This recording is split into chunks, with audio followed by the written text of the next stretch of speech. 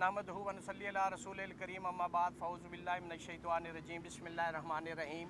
जैसा कि आप सब दोस्तों को मालूम है कि इस मुल्क के अंदर जो इस इस्लामाबाद हाई कोर्ट के गयूर जजेज़ ने ख़त लिखा था, उसके बाद ये आपने देखा कि इस मुल्क के अंदर आइन के अंदर पे दर पे तरमीमात का सिलसिला शुरू हो गया। सुप्रीम कोर्ट के अंदर जो कमेटी जो पहले master of the roster chief justice हुआ करता था, उसको भी अमेंड कर दिया गया। फिर आपने ये भी देखा कि जब उसके अंदर लाइक माइंडेड इंडिपेंडेंट जजेज उस कमेटी में आ गए तो फिर एक ऑर्डिनेंस ला के उसको फिर डिस्क्रिशन दी गई चीफ जस्टिस को कि वो उस कमेटी में एक जज अपनी मर्ज़ी से ला सकते हैं। फिर उसके बाद दोबारा अब जो मौजूदा 191A है उसके तहत कमेटी जो है वो बेंचेस बनाती है और जो आइनी बेंच है वो जुडिशल कमीशन बनाता है। तो ऑल ऑफ सडन जो आइन था 1973 का वो सारा का सारा तब्दील कर दिया गया। उसके अंदर ये बताया गया था 1973 के आइन के अंदर कि जी ट्राइकॉटमी ऑफ पावर होगा, 3 ऑर्गन्स होंगे, पार्लियामेंट होगी, लेजिस्लेचर जिसको बोलते हैं, अदलिया होगी और एग्जेक्टिव होगी। लेकिन इन तरमीमात के बाद और 26वीं तरमीम के बाद स्पेशली अदलिया की जो आज़ादी थी, जो आर्टिकल 175 सब आर्टिकल 3 में बताया गया था कि अदलिया को इंतज़ामिया से अलग किया जाएगा प्रोग्रेसिवली विद इन 14 ईयर्स। लेकिन हुआ क्या कि 26वीं तरमीम के बाद अदलिया और इंतज़ामिया का ताल्लुक हाकम और महकूम का हो गया है। इस वक्त जो अदलिया है वो बिल्कुल मफलूज है और बिल्कुल मैं समझता हूँ कि मैनेज और मनूवर है। इस मुल्क के अंदर इस वक्त आज़ाद अदलिया नहीं है।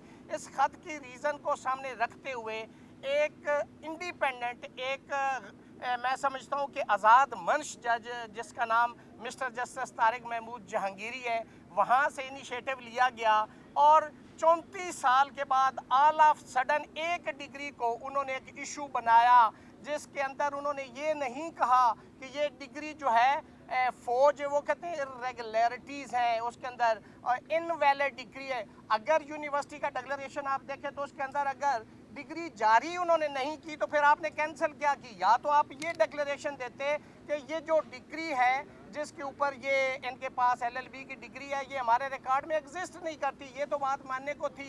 एक तरफ आप कहते हैं कि डिग्री जारी हुई है और उसको आप वो कैंसिल कर रहे हैं। तो मैं समझता हूँ कि ये सारा कुछ मेलस पे मबनी है, मेलाफाइडी पे मबनी था। और एक वकील साहब जो मौसूफ लाहौर से तशरीफ़ लाए और उन्होंने एक वारंटो रिट फाइल की अंडर आर्टिकल 199 उस पे उन्होंने ऑब्जेक्शन लगाया कि ये तो जस्टिस कोई भी हो, सुप्रीम कोर्ट का हो, हाई कोर्ट का हो, उसके खिलाफ ये रिट लाए ही नहीं करती। ऑब्जेक्शन लग गया और फिर वो पेंडिंग पड़ी रही।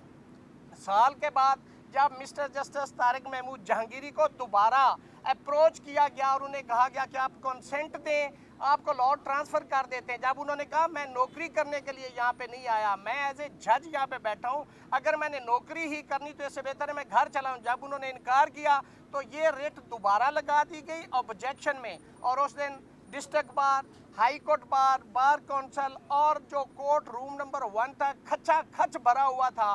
कोर्ट के अंदर मौसूफ सरदार डोगर साहब जो 15वें नंबर से लाहौर से यहाँ इंसाफ और दूध और शहद की नहरें बहाने के लिए इस्लामाबाद आए, जो लाहौर में वो इंसाफ नहीं दे सके थे, उन्होंने वो ऑब्जेक्शन केस फिक्स किया, कोर्ट में और आर्डर किया, ऑब्जेक्शन डिसाइड ही नहीं हुआ। होता क्या है कि जब तक ऑब्जेक्शन डिसाइड ना हो या सस्टेन करेगा या ओवर रूल होगा, फिर दोबारा ऑफिस को वापस जाएगा, ऑफिस उसको रिट नंबर लगाएगी, फिर उस पर दूसरी पार्टीज को नोटिस होता है और फिर होता है और ऑब्जेक्शन में ही इंटरम ऑर्डर पास कर दिया गया।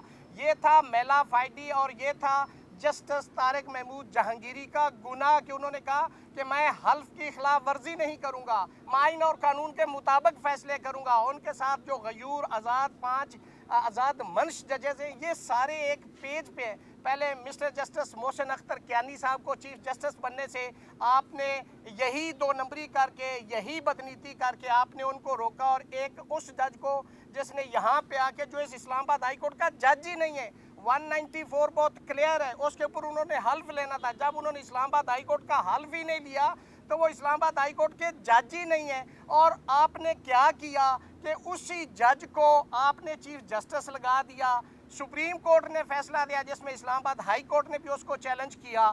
मैं उसमें पिटिशनर भी था बतौर सदर, तो हमने उसकी सीनियरिटी को चैलेंज किया। तो बेंच आनी जो था उन्होंने कहा कि जी इसको दोबारा जो है रिमांड किया जाता है। रिमांड का मतलब ये नहीं था कि जी वहाँ जाएं और सदर पाकिस्तान एक नोटिफिकेशन करके जज को कंफर्म चीफ जस्टिस बना दे। उसमें था कि ड्यू डेलिब्रेशन नहीं हुई थी।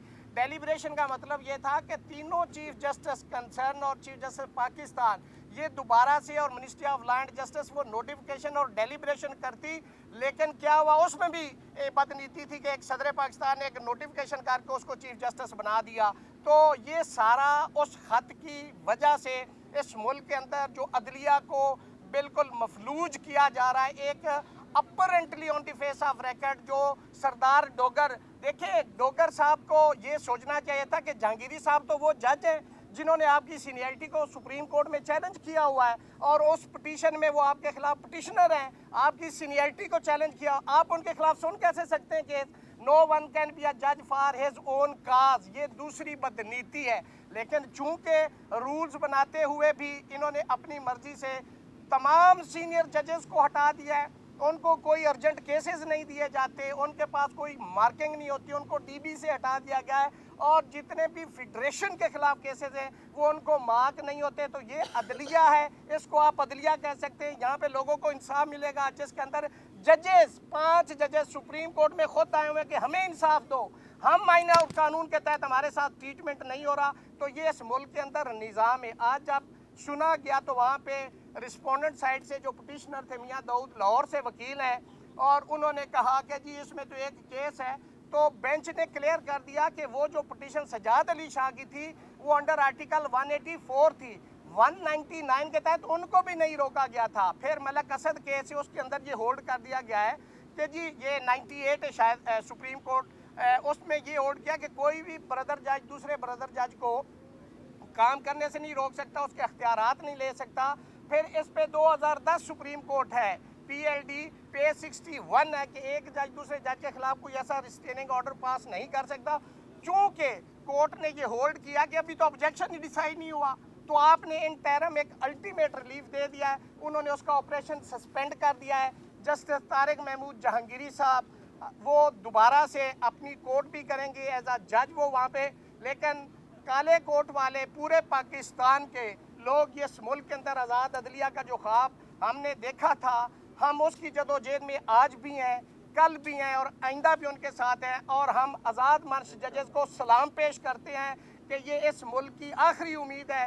इस मुल्क के अंदर पार्लियामेंट फतह हो गई है, सुप्रीम कोर्ट को फतह कर लिया गया है, इस्लामाबाद हाई कोर्ट को भी तकरीबन फतह कर लिया गया है। लेकिन हमें हुक्म अज़ा ला इलाहा इल्लल्लाह, हम इंशाअल्लाह अपना जो हमारी ड्यूटी है, जो हमारा काले कोट वालों का फ़र्ज़ है कि हम हक़ और सच की आवाज़ बुलंद करेंगे। कल भी खड़े थे, आज भी खड़े हैं और इंशाल्लाह ठोक बजा के खड़े हैं और आज़ाद मंच जजेस के साथ हैं। हम इस मुल्क के अंदर आज़ाद अदलिया चाहते हैं, चूँकि हम चाहते हैं कि चूँकि लोगों की आखिरी उम्मीद जो है वो आज़ाद अदलिया है। आज़ाद अदलिया ही रूल ऑफ लॉ कायम कर सकती। जब तक जिस मुल्क के अंदर आइन और कानून की बालादस्ती नहीं है, सुप्रीमेसी ऑफ कॉन्स्टिट्यूशन नहीं है, रूल ऑफ लॉ नहीं है, वो कौमें तरक्की नहीं करती। मैं समझता हूँ कि आज़ाद अदलिया जो होती है वो हुकूमत के मफाद में होती। जब मुल्क में रूल ऑफ लॉ होगा, इम्प्लीमेंटेशन ऑफ लॉ होगा, लोगों को इंसाफ मिलेगा, तो मईशत भी बेहतर होगी, लॉ एंड जस्टिस की सिचुएशन भी बेहतर होगी। तो मैं समझता हूँ कि जो आज फैसला हुआ है, आज की हद तक हम बहुत पुरुमीद हैं। लेकिन अभी देखें कल के लिए इसको फिक्स किया गया है, कल क्या होता है उस पर इंशाल्लाह बाद में बात करेंगे। Thank you.